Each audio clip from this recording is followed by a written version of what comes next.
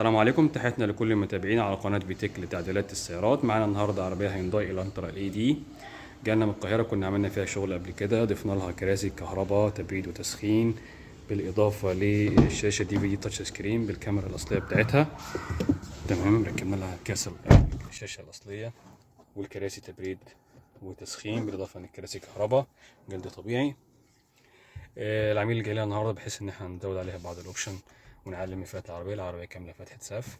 هنضيف لها النهارده ان شاء الله نظام تراكشن كنترول. العربيه فيها ABS بس نظام التراكشن كنترول نظام مختلف تماما، وفرامل احسن واقوى بكتير من الفرامل ABS العاديه.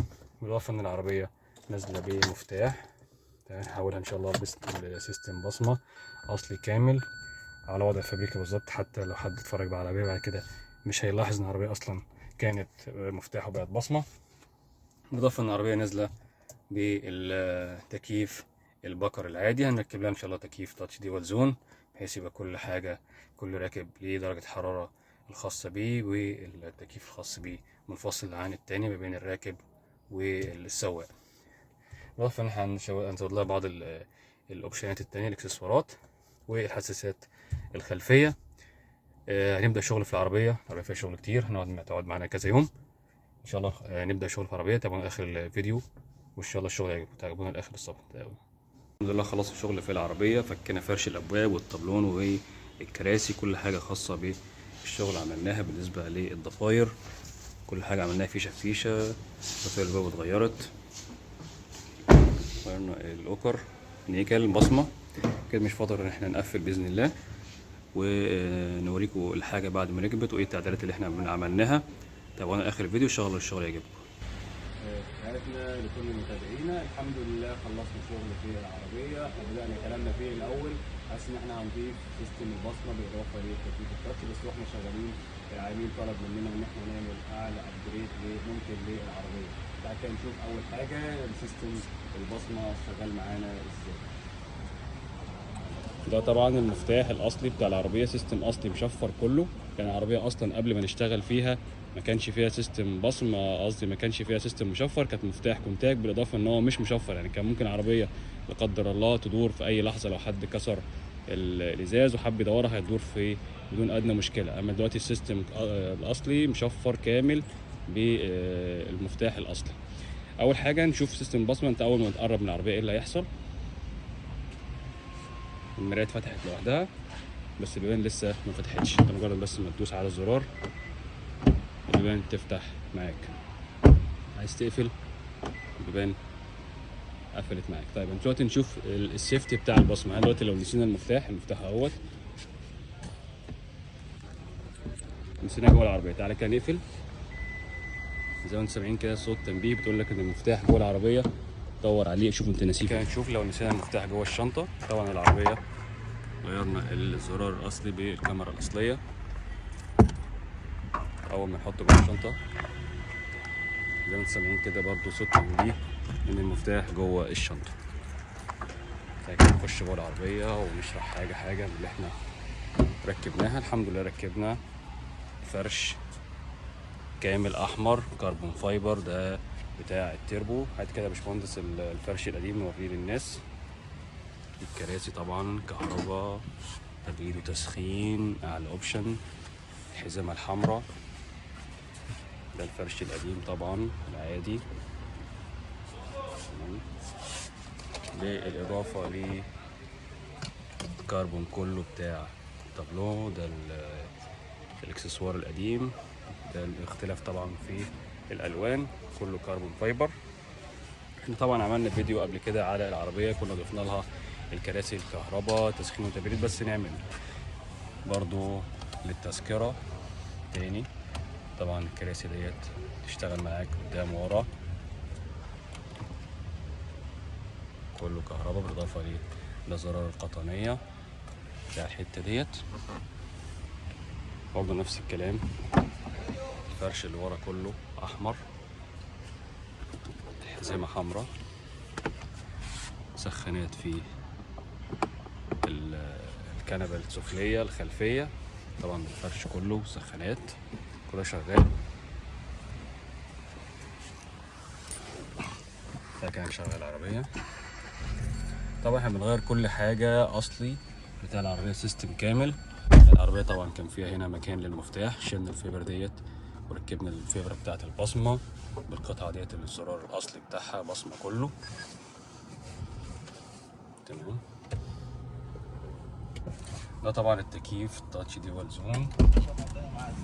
هات كده التكييف بعد اذنك، التكييف القديم عشان الناس تعرف الفرق. ده التكييف القديم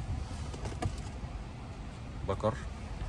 اما ده تاتش ديوال زون، كل السواق واللي جنبه كل واحد ليه درجة الحرارة الخاصة بيه بحيث يتحكم في التكييف بدرجة الحرارة بتاعته.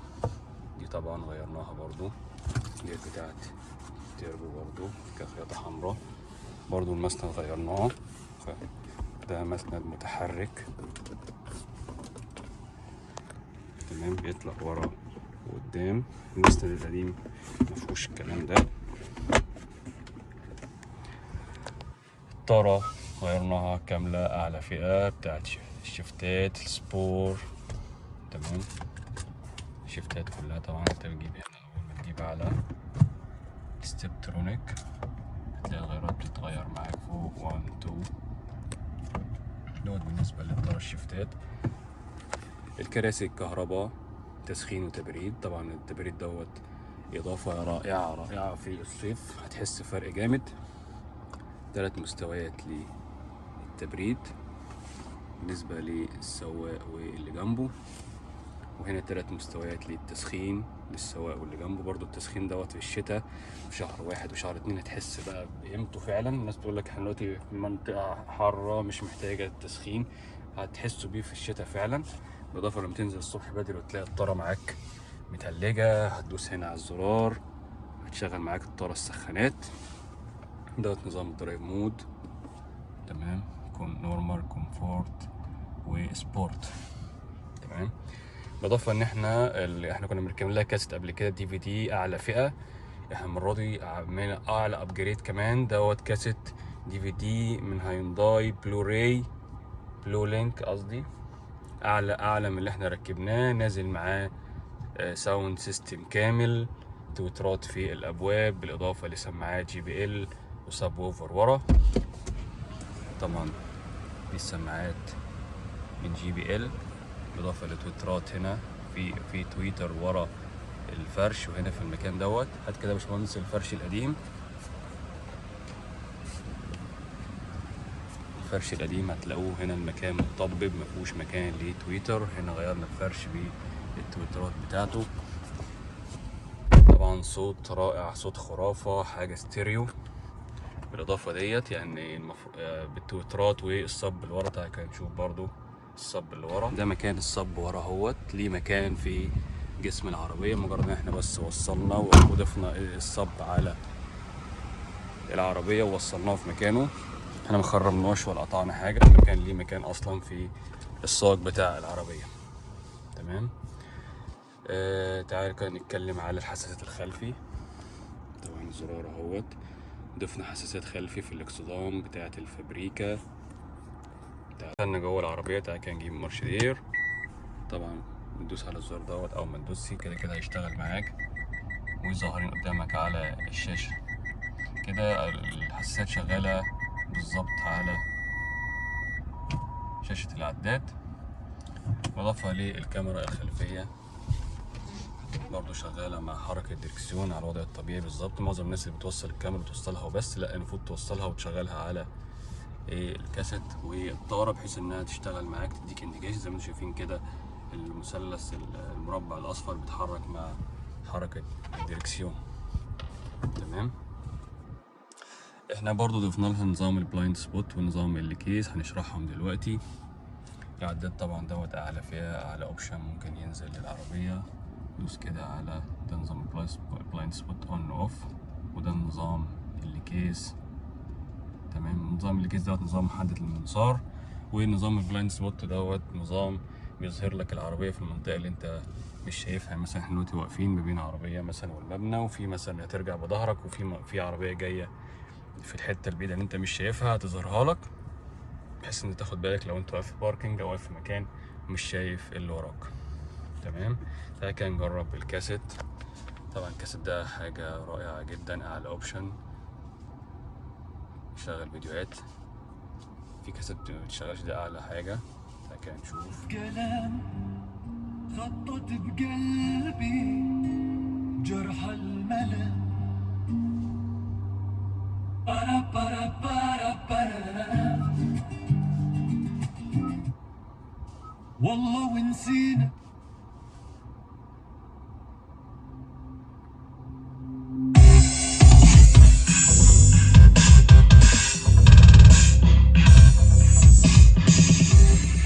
الصوت والبيز حاجة رائعة مع الإضافات اللي احنا ضفناها، التويترات والسماعات JBL بالإضافة للصف الخلفي. تعالى كده نشوف نجرب نظام الأوتو، أندرويد أوتو. نوصل الكابل كده. الكاسيت بيدعم الأندرويد أوتو والأبل كار بلاي. أول ما بتوصل الموبايل معاك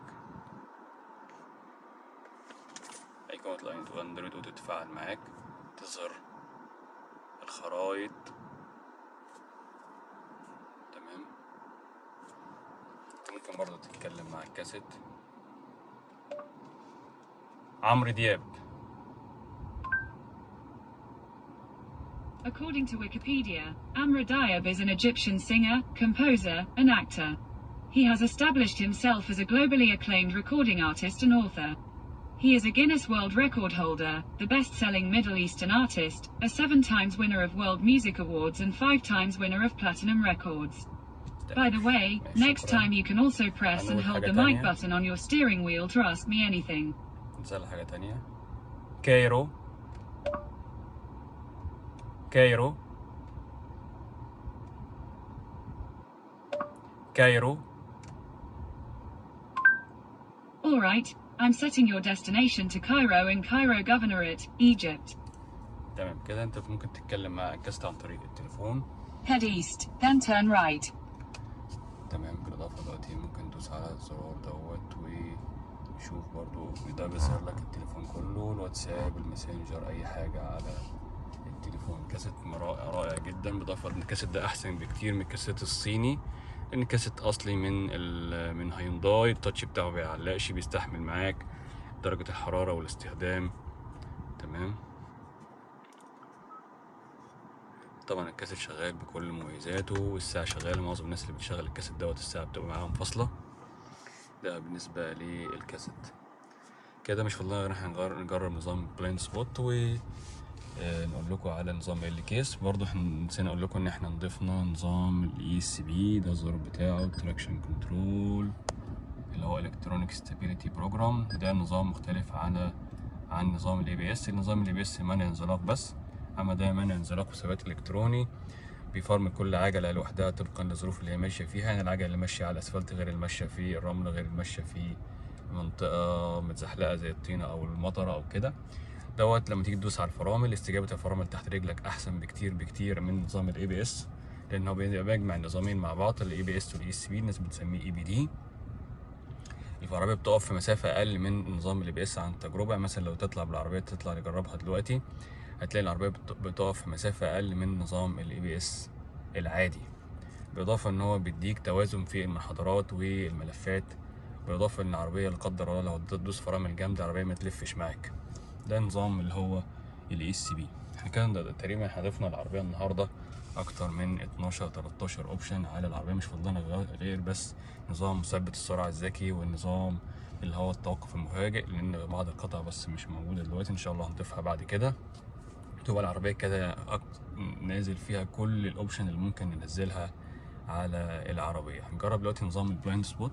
نظام البلايند سبوت دلوقتي لما تدوس عليه بيظهر لك، لو تلاحظوا دلوقتي المرايات بتنور اللمبه في المرايه ديت عشان تديك تنبيه ان في عربيه جايه من المنطقه البعيده اللي انت مش شايفها. المرايه بتظهر لك بس جزء معين، وفي منطقه بتبقى انت عاميه بالنسبه لك مش بتظهر فيها العربيات. ديت من ضمن الاوبشن بتاعت البلايند سبوت. الاوبشن الاولاني برضو مفيد جدا، اللي هو لو انت واقف ما بين عربيتين او في باركنج او كده وبترجع بظهرك ومش شايف العربيه اللي جايه من اليمين خالص او من الشمال خالص، هتظهر لك في الاعداد. هنجربها دلوقتي هنجرب نظام البلايند سبوت. هندوس على الزرار ونديها مارش تير. نشوف كده في عربية هتجيلنا من المنطقة البعيدة اللي احنا مش شايفينها. تمام، ايه اللي هيحصل معانا؟ هتلاحظ دلوقتي تديك تنبيه في العداد بسهم اتجاه العربية، وبالإضافة إلى اللمبة في المراية. ده كده برضه هنجرب تاني.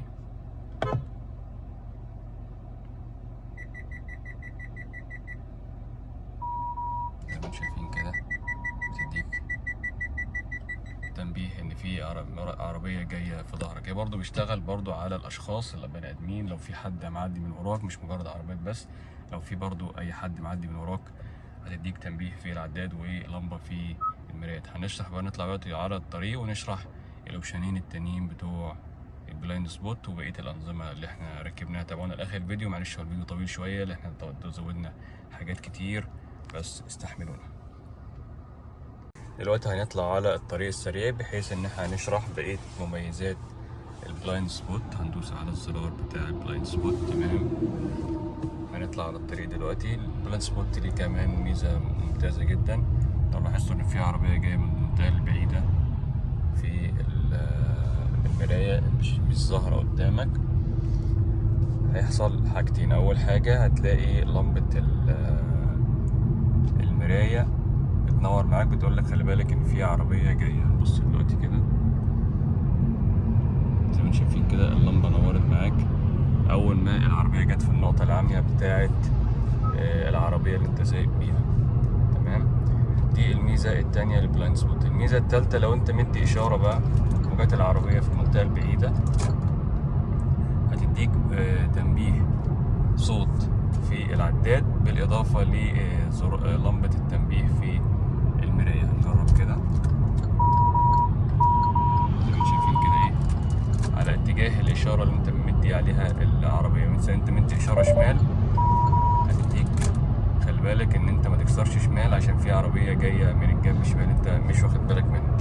كده مميزات البلايند سبوت.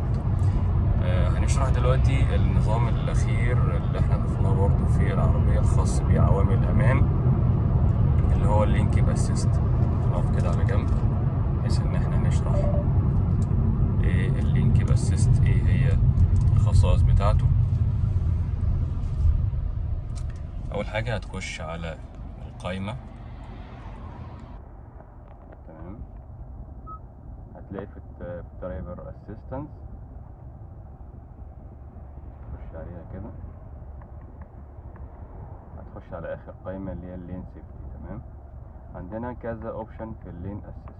اول حاجه اللي هو الستاندر، تاني حاجه اللي هو اللين كيب اسيست، تاني حاجه اللين ديبارتشر. الفرق ما بين التاني والتالت، التالت دوت بيديك مجرد تحذير بس لو طلعت بره المسار بتاع الطريق. اما التاني هيديك تحذير والعربيه تمشي لوحدها على خط الطريق، يعني الاتنين مع بعض. نجرب كده الاولاني التالت ده اللي هو السيمبل بسيط، وهنطلع نجرب دلوقتي. من شروط اللين كيب اسيست ان العربيه لازم تبقى سرعتها فوق ال40 وتبقى الخطوط واضحه على الطريق. احنا طالعين على طريق واضح اهوت. هندوس على الزرار التفعيل هنا، تفعل معاك في العداد على الجنب الشمال فوق زي ما انتم شايفين. اول ما يحس ان الطريق تمام هتلاقي اللمبه اخضرت معاك. تعالى كده نطلع بره الطريق شوف اللي هيحصل. دي هتديك تحذير ان انت كده طلعت بره الطريق.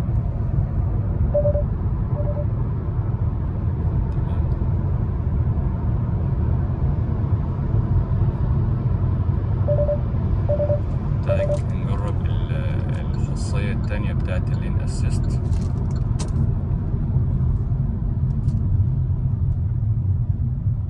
هنقف دلوقتي نخش على القائمة.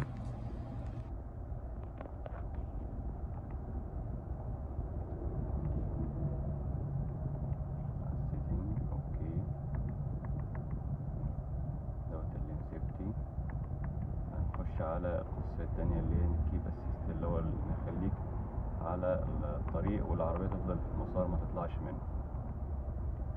برضو ندي نبذة كده على الفور سيفتي. الفور سيفتي دوت نظام امان برضو ممكن نضيفه على العربيه، بس احنا في بعض القطع مش جاهزه دلوقتي، ان شاء الله هنضيفه بعدين.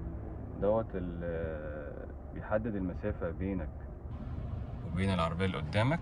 انت لما تثبت السرعه على الطريق مش مجرد ان انت مثبت السرعه بس، لا ده ممكن تحدد المسافه بينك وبين العربيه اللي قدامك. ده بالاضافه ان انت لا قدر الله سرحت او العربيه اللي قدامك وقفت مره واحده فجاه، العربيه بتقف لوحدها، اللي هو نظام التوقف المفاجئ اللي هو نظام الطوارئ بتاع الفرامل. ده ان شاء الله ممكن نضيف على العربيه. احنا كده ضفنا لها من قواعد كل حاجه، مش فاضل فيها غير ان احنا نضيف مثبت السرعه الذكي بالاضافه للتوقف المفاجئ واللي هو محدد المسافه بين اللي قدامك والتوقف المفاجئ. كده ماشيين على الطريق، لما نورت معانا خضرا اهيت ان هي الطريق تمام، شيلنا خالص كده. العربيه ماشيه لوحدها اهي، لما تكسر لوحدها زي ما انتم شايفين كده، شايلينها خالص.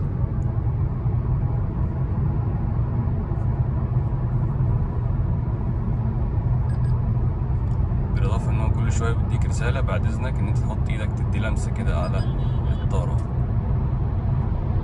تدي لمسه للطاره. كده النظام شغال معانا تمام، اللي هو اللين كيب اسيست بالخاصيتين بتوعه، اللي هو التحذير بالاضافه ان هو يمشيك على الطريق على المسار لوحده. كده احنا ضفنا على العربيه النهارده اللي هو البلايند سبوت واللين كيب اسيست. دوت من الاوبشن الجميل جدا الناس اللي هي بتسافر على طرق طويله وممكن تسرح او تتكلم في التليفون. النظام دوت هيفيدها جدا في عوامل الامان. كده احنا الحمد لله خلصنا النهارده العربيه، ضفنا لها اكتر من 12 اوبشن. برضه هنوريكم حاجه كمان دلوقتي ضفناها اللي هي التاير بريشر. التاير بريشر بيحدد لك ضغط الاطارات في كل فرده. تعالى كده نشوف، هنقف طيب عشان نعرف نصور. نظام ضغط الاطارات طبعا حاجه معروفه، اللي هو TBMS، بيظهر لك ضغط الاطار في كل فرده على حده، بحيث بيديك اول ما فرده تنام يديك لمبه تحذير فوق هنا في العداد، لمبه صفراء، بالاضافه ان انت تخش على القائمه زي ما احنا بنعمل كده وتقلب كده لغايه ما تظهر لك القائمه بتاعه ضغط الاطارات. هتظهر لك كل الفرده اللي فيها المشكله وكل ضغط في كل فرده على حده. دوت برضو من الاوبشن الجميل اللذيذ اللي احنا ضفناه على العربيه. يبقى احنا النهارده ضفنا من عوامل الامان اللي هو اللين كيب اسيست بالاضافه ل بلايند سبوت ونظام الاي سي بي. نظام الاي سي بي زي ما احنا قلنا او الناس ما تعرفوش، هو نظام توزيع الكتروني للفرامل على كل فرده على حده، بحيث انها العربيه تقف في مسافه اقل. يعني العربيه اللي فيها ABS بتقف في مسافه اطول من العربيه اللي فيها ESP. نظام الESP اكتر فاعليه من نظام الABS العادي.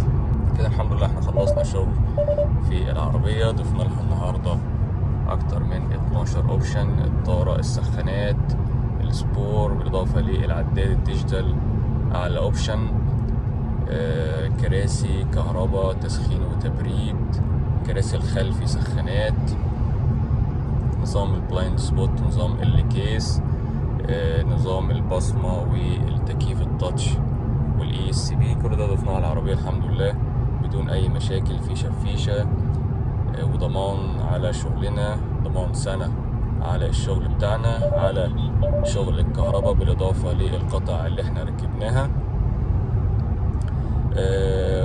كمان احنا نسينا نقول نظام TBMS ضغط الكاوتش برضو من الحاجات اللي ضفناها، وفرش الابواب الاحمر، السبور بالكربون بتاع الدبلون، والكاسيت الهاينداي بلوراي على اوبشن، سماعات JBL وGM وسب اصلي من هرمان.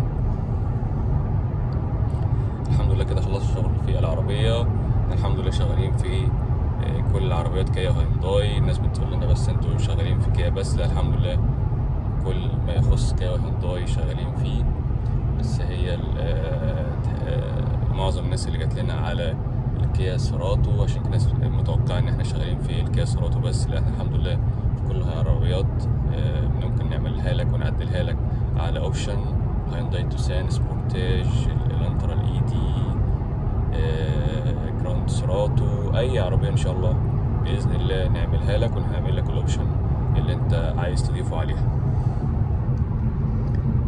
كده الحمد لله خلصت الشغل في العربية. نتمنى ان انتوا تشتركوا معانا في القناة بحيث دعمكم يزيد لينا، ونقدم لكم ان شاء الله محتوى جميل يعجبكم بإذن الله. تابعونا على الصفحة واشترك معنا، وشكرا.